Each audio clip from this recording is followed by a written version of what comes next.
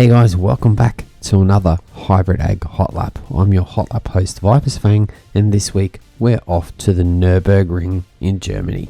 The GP circuit is an iconic world circuit and we are excited to race here this week. The weather is looking a bit dicey, but it's going to be an exciting week. First of all, let's get this hot lap out of the way. I'm going to throw it over to one of our very experienced racers, our multiple time Division 1 champion, Apex Humper, and he is going to show us the way around the Nurburgring GP circuit. So take it away, Apex. Alright, so let's go for a lap around Nurburgring. Coming into turn 1, the first thing I'm looking for is, before I get near the braking zones, I'm just going to check the wind direction. Obviously I've got a headwind, so I might stretch my braking out 20 or 30 meters. So I'm going to be closer to the 100 board for this one. Straight line braking, hard braking, and you want to swing it in. If you can clip this curb, good.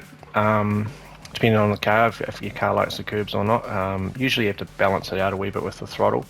But yeah, coming up to turn 2, you want to at least get mid-track. A lot of guys go all the way out to the right. I don't reckon you need to, but patient here, bringing it into the curb. You can use a lot of the runoff here, but the wider you go, the dirtier your tyres get, so be mindful of that for the next couple of turns. I don't think there's too much in the way of track limit penalties here, but yeah, swing it in for turn 3. You can get all the way up on there as long as you keep your right tyres over the side of that white line. You should be good for track limit penalties. Again, keep the car to the left so you can swing it in. You can get up on this curve as well and run it all the way out. There's pretty much no track limit penalties here. You'll see pretty much everyone going that wide. Coming into turn whatever it is, I'm using the little wee road there as a sort of, the little track to the right there is a little bit of a reference as I get to the end of it here. Again, checking the wind. I've got a headwind, so I'm not too concerned about braking late.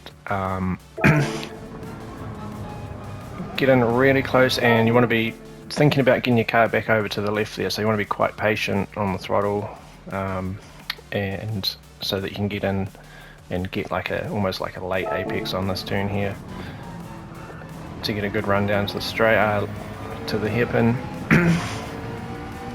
And again, heavy braking zone, straight line. I'm using I've just passed just the start of that concrete tiles there on the left. Using that as my braking zone, and I'm sort of sending the straight line braking, but sort of angling the car in towards the corner, and I'm going to try and do like a V for this turn here, late apex. And these S's up here, this is another big one for wind. I want to check the wind direction because at the moment I've got a tailwind, so I'm going to have to sort of play it by ear a little bit with the throttle. You don't want to run wide on this turn here because you will get a track limit penalty. Again, checking the wind for this sequence here. Another tailwind, so I've got to brake a little bit earlier. I can use all the green there, that's fine.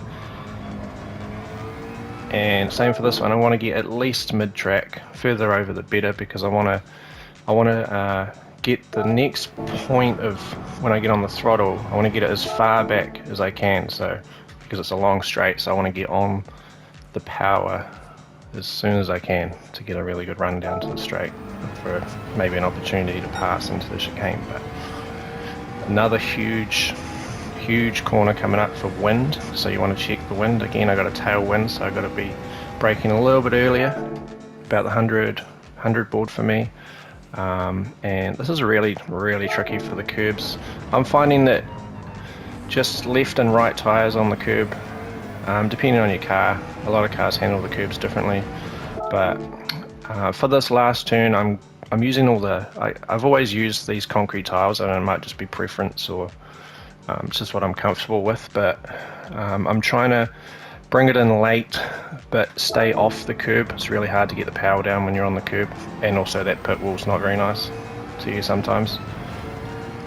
But yeah, so that's a lap in Nurburgring, and hope it helps in some way or makes people slower. That would suit me too. Thanks for that, Apex. It's always a pleasure to have one of our really experienced drivers show us the way around this circuit.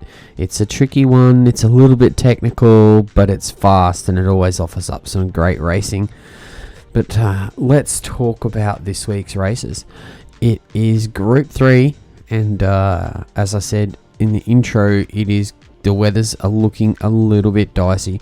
The first race is just a flat out soft sprint. It is 9 laps and it's on the soft tyre. It's going to be a great race. It's going to be exciting. It's tricky to pass here, so you're going to have to pick your spots and take it easy. But it should be some exciting racing. Turn 1, there's always dramas at Turn 1, guys, so take it easy on the first lap and make sure you make your overtakes nice and clean. It's going to be a great race. And it's exciting to be on the soft tyre around here. It is great fun to race at the Nurburgring. Anytime we get to race here, it's always exciting. The second race is an 18 lap race and the weather is looking a little bit grim.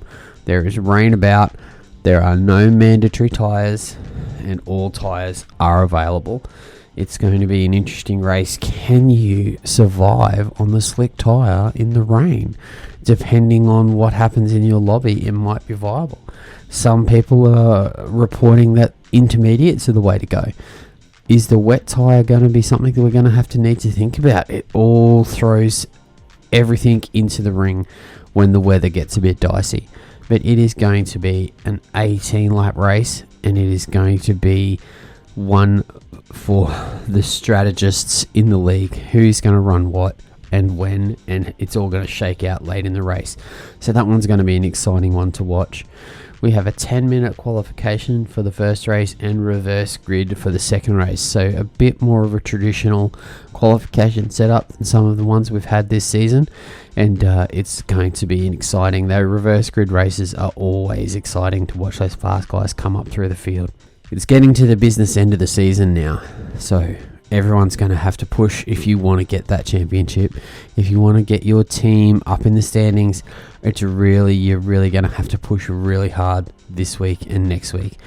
And it's really going to be one to watch.